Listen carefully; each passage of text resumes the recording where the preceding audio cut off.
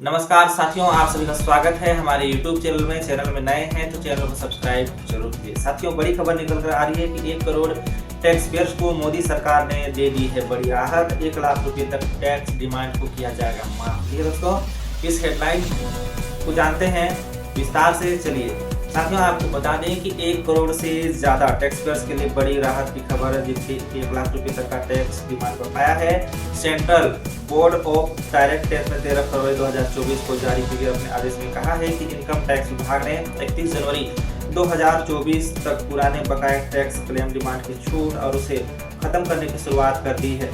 CBDT ने अपने आदेश में कहा है कि किसी भी टैक्स पेयर्स के ज़्यादा से ज़्यादा 1 लाख रुपये तक टैक्स डिमांड को माफ किया जाएगा।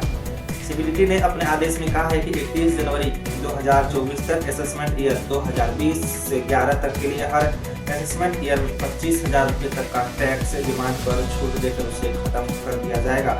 वही असेसमेंट ईयर 2011-12 से लेकर असेसमेंट ईयर 15-16 तक 10,000 रुपये तक का वर्ष के हिसाब से टैक्स डिमांड पर छूट देकर उसे खत्म किया जाएगा।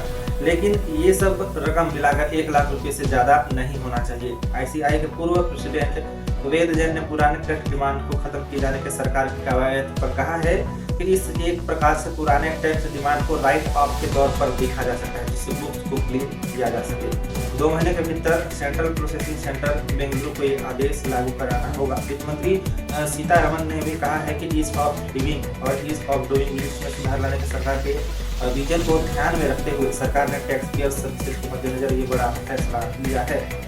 साथियों, सीतारमन ने यह भी कहा है कि गैर सत्यापित, गैर समाधान या विवादित इनकम टैक्स डिमांड है, जिसमें से कई 1962 से बकाया है, जो अभी तक इनकम टैक्स विभाग के बुक्स यानी खाते में मौजूद है। इससे ईमानदार टैक्स पेयर्स को भारी परेशानी का सामना करना पड़ रहा है, तो टैक्स रिफंड जारी करने में रुकावटें पैदा हो रही है, जिसके चलते सरकार ने ये बड़ा फैसला लिया है। साथियों, फिलहाल आज की वीडियो में इतना ही। धन्यवाद, मिलते हैं अगले वीडियो में। यदि आप हमारे वीडियो पर कुछ भी सुझाव देना चाहते हैं तो कमेंट बॉक्स खुला हुआ है।